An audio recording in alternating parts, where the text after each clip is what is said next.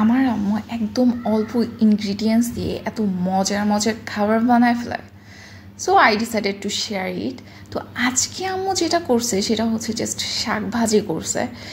এটা হচ্ছে অনেকেই পারেন, কিন্তু কলমি শাক মানে জাস্ট কিচ্ছু নাই, মানে হচ্ছে জাস্ট পেঁয়াজ মরিচ আর লবণ দিয়ে ভাজি করছে। আপনাদেরকে যদি দেখাই, ফার্স্টে হচ্ছে আম্মু একটু ধুয়ে নিছে, আর তারপর শাকগুলোকে একদম ছোটো ছোটো করে কেটে নিছে।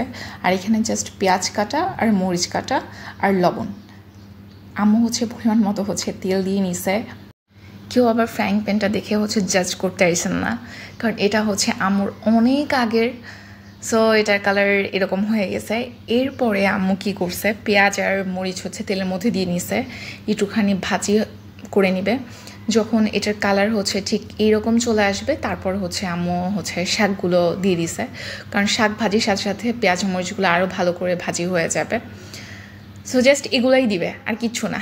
আপনার কাছে মনে হতে পারে জিনিসটা অনেক সিম্পল, মানে মজা হবে না, কিন্তু ট্রাই করে দেখতে পারেন। এটা এর আগে আম্মু অনেকবার বাসায় বানাইছে, আমার কাছে খুবই ভালো লাগছে। এরপর আম্মু যেটা করছে সেটা হচ্ছে উপরে কিছুটা লবণ দিয়ে নিছে পরিমাণ মতো, যেহেতু আম্মুর রান্না করতে করতে বিগত অনেক সাল ধরে রান্না করতেছে। সো আম্মু এই ব্যাপারগুলোতে অনেক এক্সপার্ট। তো আম্মু ফার্স্টেই লবণ দিয়ে নিয়ে তারপর ঢেকে দিছে। তো এই শাক থেকে হচ্ছে পানি বের হবে, এখানে এক্সট্রা করে কোনো পানি দেওয়া লাগে না।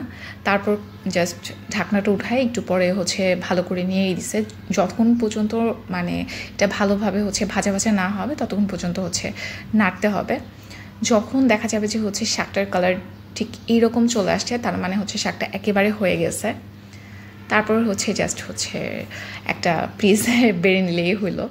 Two be honest, this is really good. আপনার বাসায় একবার হলেও বানায় দেখতে পারেন, আর কমেন্টে জানাতে পারেন যে আপনাদের কাছে কেমন লাগছে। তো আজকে এই পর্যন্তই, ভালো থাকবেন সবাই, দেখা হবে অন্য কোনো ভিডিওতে। আল্লাহ হাফেজ।